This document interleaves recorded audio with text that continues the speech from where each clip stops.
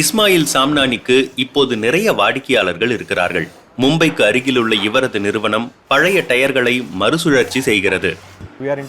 பெரும்பாலான டயர்கள் டிரான்ஸ்போர்ட் நிறுவனங்கள் கிட்ட இருந்து வந்துடும். இரண்டாவது டயர் ஃபிட்டர்னு சொல்லப்படும் பஞ்சர் ஒட்டுறவங்கள்ட்ட இருந்து கிடைக்கும். அவங்க கிட்ட நாங்களே போய் டயரை வாங்கிப்போம். கடந்த 5 ஆண்டுகளில் இஸ்மாயிலின் குழுவினருக்கு வரும் டயர்களின் எண்ணிக்கை 2 மடங்காகி இருக்கிறது. பொருட்களை மீட்டுருவாக்கம் செய்யும் நிறுவனங்களே இவரது முக்கிய வாடிக்கையாளர்கள். கார் சந்தை வளர்வது போலவே டயரை மறுசுழற்சி செய்வதும் இந்தியாவில் ஒரு பெரிய துறையாக மாறுகிறது.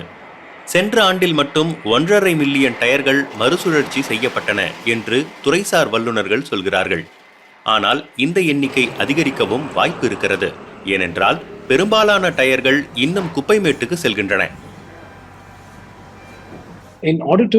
அரசு அல்லது தொழில் தரப்பிலிருந்து பாதுகாப்பான அப்புறப்படுத்தலுக்கான உத்திகள் வர வேண்டும் என்றால் நாம் இவற்றை குப்பமேடுகள்ல வீசக்கூடாது. அது தீங்கு விளைவிக்கும். பூச்சி இனங்களின் பெருக்கத்துக்கு வழிவகுக்கும். இவற்றை எரித்தால் கூட அது சுற்றுச்சூழலை பாதிக்கும். மும்பையிலிருந்து 75 கிலோமீட்டர் தொலைவில் இருக்கும் வாடா என்ற ஊரில் இந்தியாவின் முதன்மையான டயர் மறுசுழற்சி நிறுவனங்களில் ஒன்று இருக்கிறது. இந்த நிறுவனத்தில் டயர் கழிவுப் பொருட்களை வைத்து சாலை கட்டுமானத்தில் அசபால்ட்டை உறுதிப்படுத்தும் ஒரு பொருள் உற்பத்தி செய்யப்படுகிறது. 10 ஆண்டுகளில் 60 லட்சம் பழைய டயர்கள் இவ்வாறு சுழற்சி செய்யப்படுகின்றன.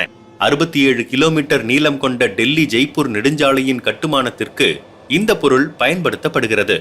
1 கிலோமீட்டர் சாலை போடுவதற்கு தேவையான கிரம்பை உருவாக்குவதற்கு 15,000 பழைய டயர்கள் தேவைப்படும்.